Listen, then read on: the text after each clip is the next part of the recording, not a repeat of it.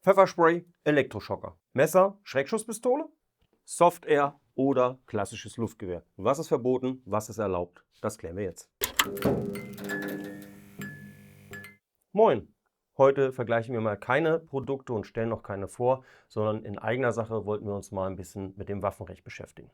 Denn es gibt viel Irritation, viel Verwirrung, oft auch viel Falschinformation mittlerweile und es ist, denke ich, für alle auch mal interessant zu wissen, was man wirklich darf und was nicht. Natürlich können wir jetzt nicht auf das ganze Waffenrecht eingehen, dazu ist die Schwarte mittlerweile viel zu dick und hat ca. 1000 Seiten, aber wir werden mal einen groben Überblick über die verschiedenen Dinge geben, die wahrscheinlich auch viele von euch im Alltag kennen oder selber haben oder auch vielleicht für irgendwas nutzen wollen. Wenn ihr ganz bestimmte Sachen wissen wollt oder Ausnahmen etc. wie bei einem Blasrohr, dann steht das alles im Waffenrecht drin, dann bleibt euch nichts anderes übrig, als da reinzugucken. Dazu sei natürlich noch gesagt, das Waffenrecht wird immer wieder erweitert und verändert, beziehungsweise meistens wird es erweitert und es kommt was hinzu, also mit jeder unangenehmen Tat, die in Deutschland passiert oder woanders, setzt man sich wieder hin, verschärft das ein bisschen, schreibt Sachen um. Also das, was ihr hier jetzt seht, ist Stand 2025 und kann nächstes Jahr sich schon wieder etwas geändert haben. Nehmt dieses Video also mehr als einen Überblick für euch erstmal mit und nicht alles, was ich sage, ist in Stein gemeißelt. Wie gesagt, kann sich jederzeit wieder verändern. Grundlegend wird aber immer unterschieden in, was darf ich mir anschaffen, was darf ich besitzen und was darf ich mit mir führen. Das kann man mal so im Groben sagen und das wird sich auch, denke ich, nicht verändern. Kommen wir erstmal klassisch zu Messern, weil Messer hat wahrscheinlich jeder. Viele haben Messer auch mit dabei. Längenangaben, die ich jetzt nenne, können sich wie gesagt ändern. Über 11 cm feststehende Klinge zum Beispiel oder Einhandmesser etc. sollt ihr so nicht mitführen. Aber grundlegend gibt es aber bei Messern, so wie bei allen anderen Waffen auch, immer die Erlaubnis zum Erwerb, des Besitzes und das eben mit sich führen. Und da gehen wir mal genauer drauf ein. Es gibt viele Dinge, die könnt ihr euch einfach kaufen, so wie Messer oder SRS-Waffen, also Schreck-, Reiz- und Signalwaffen oder auch oft Schreckschusspistolen genannt. Da müsst ihr dann 18 für sein. Achtet aber darauf, und das ist schon mal ein wichtiger Hinweis, dass sich dann ein Stempel auf der jeweiligen Waffe befindet, wo PTB in einem Kreis drin geschrieben ist. Achtet aber darauf, es ist PTB im Kreis, nicht in einem Rechteck. So dürft ihr auch zum Beispiel ein Luftgewehr erwerben und besitzen bis zu einer Maximalenergie von 7,5 Joule. Oder auch Airsoft-Waffen, kennen auch sehr viele, die ja auch Geschosse im Endeffekt verschießen, dürfen auch erworben werden, solange sich ein F im Fünfeck drin befindet. Hier passt aber auf, denn das Erwerben und der Besitz legitimiert euch noch lange nicht, die Sachen auch wirklich zu benutzen. Oder, und damit kommen wir auch wieder zu Messern, einfach mit euch zu führen. Und zwar mit euch führen meine ich am Körper zum Beispiel oder jederzeit griffbereit. Hier haben wir jetzt zum Beispiel ein Rettungsmesser und nur weil es als Rettungsmesser deklariert ist, heißt es noch lange nicht, dass es auch das waffenrechtlich dann ist, denn es ist ein Einhandmesser, das ich mit einer Hand öffnen kann und das dann arretiert und somit dürft ihr das besitzen, ihr dürft das auch natürlich nutzen, aber wenn ihr das zum Beispiel mitnehmt, dann ist es immer das Sicherste, ihr packt das in einen Rucksack und einen Boden oder irgendwo, wo ihr nicht sofort zugriffsbereit rankommt. Aber natürlich ist das Führen von so einem Messer nicht grundsätzlich verboten, wenn ihr das zum Beispiel für irgendwas braucht. Man nennt das ein Bedürfnis dafür habt. Also wenn ihr jetzt Angler seid und angelt und habt dann das Messer dabei und wollt dann eben den Fisch eben ausnehmen etc., dann braucht ihr das natürlich auch und dürft es dann auch benutzen. Aber natürlich kann man sich jetzt auch wieder schon darüber vorbildlich streiten, ob dann der Angler das Rettungsmesser braucht. Aber das lasse ich dann der Situation geschuldet. Und im Grunde ist das jetzt mit den meisten Waffen oder als Waffen definierte oder waffenähnliche Gegenstände so. Beispiel zum Beispiel ein Baseballschläger. Das ist erstmal nun mal gar keine Waffe, sondern es ist ein Sportgerät. Wenn ihr zum Sport fahrt, zum Baseballspielen fahrt, ihr habt eine Tasche mit euren Klamotten mit und einen Baseballschläger, dann könnt ihr natürlich dieses Bedürfnis klar machen und dann wird euch das auch jeder glauben. Wenn ihr aber jetzt einen Baseballschläger einfach so nehmt und damit durch die Stadt lauft und es den Anschein habt, ihr wollt das als eine Schlag- und Hiebwaffe benutzen, dann kann man euch den auch wegnehmen und dann kann das auch eine Ordnungswidrigkeit sein. Womit wir auch schon zu Schlagstöcken bzw. Abwehrstöcken kommen. Abwehrstöcke, egal in welcher Länge, sind grundsätzlich erstmal Schlagstöcke. Und wenn ihr damit rumlauft, dann wird euch es sehr, sehr schwer fallen, ein Bedürfnis klarzumachen, das nicht dazu dient, damit irgendwie zuzuschlagen und euch verteidigen zu wollen. Daher achtet bitte bei Abwehrstöcken darauf, dass sie auch als Abwehrstock klassifiziert sind. Dafür benötigt so ein Abwehrstock einen sogenannten Feststellungsbescheid vom BKA, also dass er als Abwehrstock auch anerkannt ist. Das haben wir bei diesem zum Beispiel vorliegen. Bei so einem Tonfa, da steht auch ein ganz großer Hinweis drauf, eben nicht. Ergo habe ich den zum Beispiel wirklich auch am Mann, dann ist das zwar eigentlich schon nicht ganz erlaubt, da werden die meisten ja vielleicht ein Auge zudrücken, lauft ihr aber mit so einem Tonfa durch die Stadt, dann sage ich euch gleich, das kann schon zu großen Irritationen führen. Das gleiche gilt übrigens für Schlagringe, die sind auch nicht erlaubt. Was aber erlaubt ist so ein Kubotan. Den dürft ihr wirklich mit euch führen am Schlüsselbund haben, ist auch für mich zum Beispiel immer eine Empfehlung, gerade für Frauen. Das tut unheimlich weh, wenn ihr das jemand auf den Oberschenkel haut oder sowas und ist meistens schneller einsetzbar als ein Pfefferspray.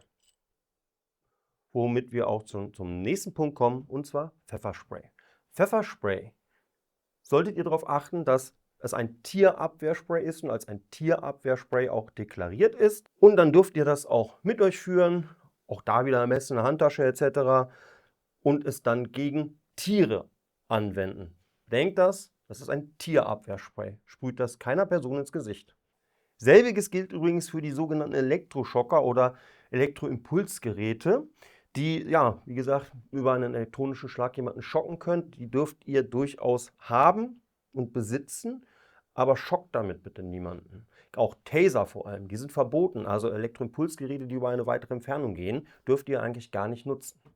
Womit ich nochmal zu dem Punkt komme, was bedeutet führen, was bedeutet mitnehmen. Führen ist also, wenn ihr es am Körper jederzeit griffbereit habt, und mitnehmen ist, wenn es irgendwo vielleicht in der Tasche ist oder so, wo ihr nicht sofort rankommt. Man sagt damit immer, so mit 3 Handgriffen oder sowas, das Ding einsatzbereit machen. Jetzt sagt ihr natürlich zu Recht, ja, was brauche ich dann, einen Abwehrstock oder so weiter, wenn ich es eh nicht einfach nutzen darf oder wenn ich den dann irgendwo tief in meinem Rucksack vergraben muss. Zu Recht, aber das sind nun mal die Regeln und ihr solltet da auch aufpassen. Kommen wir jetzt zur nächsten Sache, die viele immer interessieren. Das ist zwar jetzt hier eine Soft-Air-Waffe, könnte aber natürlich auch eine Gaswaffe oder Schreckschusswaffe, also SRS sein. Da wollen wir mal drauf eingehen, weil ja viele sagen, okay, ich kann mir mit 18 Jahren eine Schreckschusswaffe kaufen, also kann ich die auch mit mir rumschleppen. Ich habe jetzt bewusst gesagt rumschleppen, denn ja, ihr dürftet die dann auch wieder in einem verschlossenen Behältnis, nicht zugriffsbereit bei euch haben, aber sie einfach in den Hosenbund zu stecken oder in einem kleinen versteckten Holster, an das ihr immer rankommen könntet, ist nicht erlaubt. Jetzt wird der eine oder andere natürlich aufschreien und sagen, doch, das geht doch, und da hat er recht. Dazu braucht ihr den kleinen Waffenschein. Mit einem kleinen Waffenschein könnt ihr SRS-Waffen mit euch führen. Aber auch hier ist natürlich wieder zu beachten, das heißt noch lange nicht, dass ihr die auch anwenden dürft. Denn erstens dürft ihr euch damit vielleicht gegen Tiere wehren, wenn da irgendein Gas drin ist, was als Tierabwehr definiert ist, aber natürlich nicht gegen Menschen. Und zweitens kommen wir jetzt zu noch einem zweiten Punkt, der sehr wichtig ist. Ihr dürft damit auf gar keinen Fall schießen in der Öffentlichkeit. Eigentlich nicht mal auf Tiere. Denn um in Deutschland überhaupt einen Schuss abgeben zu dürfen, braucht ihr eine Schießerlaubnis. Also irgendwo in der Öffentlichkeit im Wald rumstehen, rumballern, nein, das dürft ihr nicht. Sacken gelassen? Gut. Und jetzt für alle Leute mit dem kleinen Waffenschein, auch ihr dürft das nicht. Ihr dürft die Waffe mit euch führen, ihr habt aber noch keine Schießerlaubnis. Seid ihr irgendwo als Security auf einem befriedeten Gelände, das ihr bewacht, und habt für dieses Gelände eine Schießerlaubnis, ist das natürlich was anderes. Aber generell gilt erstmal, kauft ihr euch so eine Schreckschusswaffe, habt keinen kleinen Waffenschein, dann gehört die in ein verschlossenes Behältnis. Die dürft ihr nicht sofort zugriffsbereit haben. Habt ihr einen kleinen Waffenschein, dürft ihr sie am Mann haben. Schießen ist aber erstmal niente. Und um das ganz kurz abzuschließen mit den Schreckschusswaffen, ja, ihr könnt zu Hause im Keller irgendwo damit rumballern, wenn ihr da meint, daran Spaß zu haben. Auf dem Grundstück wird das wieder so eine Sache, weil es muss befriedet sein, eingezäunt etc. Ihr dürft damit niemandem auf den Sack gehen, also lasst das lieber. Und Leuchtspurmunition, irgendwie durch die Gegend zu ballern Silvester, ja, machen viele, wäre aber verboten. Kommen wir damit aber zu noch einer anderen Waffengattung, und zwar Soft Air, auch erlaubnisfreie Waffen, wenn sie unter 7,5 Joule sind. Könnt ihr sie ab 18 erwerben, braucht auch keinen kleinen Waffenschein dafür. Hierbei gilt aber, das sind Anscheinwaffen. Wenn ich also so mit einem G36, das ist eine Soft-Air-Waffe, durch die Stadt laufe, brauche ich nicht wundern, wenn auf einmal das SEK hinter mir steht und freundlich anklopft. Das gleiche gilt selbstverständlich für solche Pistolen, aber auch für Pistolen, die keine Airsoft-Waffen zum Beispiel sind, aber den normalen Waffen in nichts nachstehen, was ihre optische Haptik angeht. Halten wir also auch hier fest, Anscheinwaffen, Airsoft-Waffen sind nicht mit sich zu führen, sondern bitte in einem verschlossenen Behältnis, also unten in einem Rucksack etc., wo ihr nicht sofortigen Zugriff habt und sie nicht gleich in den Anschlag bringen könnt. Jetzt gibt es natürlich noch viele andere Sachen, ein Katana, also ein Samurai-Schwert, wie das auch genannt wird, oder sonst was. Ja, ihr dürft auch solche Sachen besitzen. Zählen tut aber dasselbe natürlich dafür. Das könnt ihr euch nicht einfach irgendwie umschnallen und durch die Gegend laufen. Und das Gleiche gilt übrigens auch für Armbrüste. Denn eine Armbrust fällt mit unter das Waffengesetz, ist da nicht ausgenommen von. Ein Bogen wiederum, der jetzt hier hing, nicht. Ein Bogen ist nämlich auch ein Sportgerät, aber auch hier ist natürlich klar, wenn ihr den jetzt nehmt, legt einen Pfeil ein und lauft durch den Wald und der Förster oder Jäger seht euch, dann kann er euch auch Wilderei unterstellen. Passt also auch da natürlich mit auf. Das bedeutet also im Endeffekt, handelt immer mit Bedacht, führt Waffen oder waffenvergleichbare Gegenstände oder Gegenstände, die als Waffe genutzt werden könnten, nicht einfach so mit euch, sondern verstaut die ordentlich. Denn solltet ihr wirklich mal in eine Kontrolle kommen oder so, wird auch gleich für den Polizisten ersichtlich, dass ihr jetzt nicht gerade damit vorhattet, irgendjemandem einen Leid anzutun. Ach so, ja, wir hatten noch Luftfederdruckgewehre. Kommen wir da auch noch mal kurz zu. Achtet darauf, dass die Luftgewehre dieses F im Fünfeck eingeprägt haben. Ist auch bei Softwarewaffen so, also Waffen unter 7,5 Joule, die ihr dann mit 18 auch erwerben könnt, in den meisten Fällen. Mit einem Luftgewehr dürft ihr zum Beispiel auch zu Hause auf befriedetem Gelände oder bei euch im Keller etc. schießen. Ihr braucht da keine Schießstätte für, eben wegen dieser weniger als 7,5 Joule Energie. Achtet darauf, dass das Geschoss aber dieses befriedete Gelände nicht verlassen kann. Seid da sehr penibel. Ansonsten, wie gesagt, dürft ihr das schießen und ein Nachbar wird sich da auch nicht durch Lärmbelästigung gestört fühlen. Und bevor es dann zu einer ewigen Diskussion kommt, natürlich gibt es auch noch so etwas wie Notwehr. Und Notwehr muss immer im Verhältnis stehen. Kommt also einer mit dem Knüppel angerannt und ihr habt auch so einen Abwehrstock dabei, dann ist es legitim, den gegen ihn einzusetzen. Aber achtet auch da immer darauf, ne? Wenn der Angriff abgebrochen ist, dürft ihr nicht nochmal weiter prügeln. Das sollte natürlich für jeden eigentlich selbstverständlich sein. Und Notwehr ist auch nochmal ein ganz anderes Thema. Das wollen wir heute hier nicht behandeln. Hier ging es erstmal nur darum, was darf man so mit sich führen bzw. mit sich nehmen und wie sollte man das tun.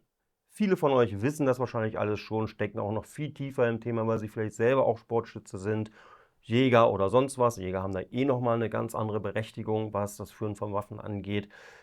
Aber es sollte euch auch nur einen groben Abriss geben, beziehungsweise die Leute, die jetzt wirklich nicht so viel wissen oder sich unsicher sind, einfach hier mal nachgucken konnten und vielleicht jetzt ein bisschen Aufklärung für sich hatten. Und zu guter Letzt nochmal der Hinweis, wenn irgendwas unklar ist oder ihr es genau wissen wollt, es gibt das deutsche Waffenrecht, das wird auch im Internet immer wieder aktualisiert. Schaut da rein, da werdet ihr alles genau finden. Und damit sage ich auch hier wieder Dankeschön. Habt ihr eventuell schon Erfahrungen auch mit einer Kontrolle etc. gesammelt? Dann schreibt uns das doch mal in die Kommentare, wie das gewesen ist. Denn oft kennt man das, drückt ja auch die Polizei bei bestimmten Dingen mal ein Auge zu. Würde uns mal interessieren. Und dann sage ich jetzt erstmal Tschüss und bis zum nächsten Mal.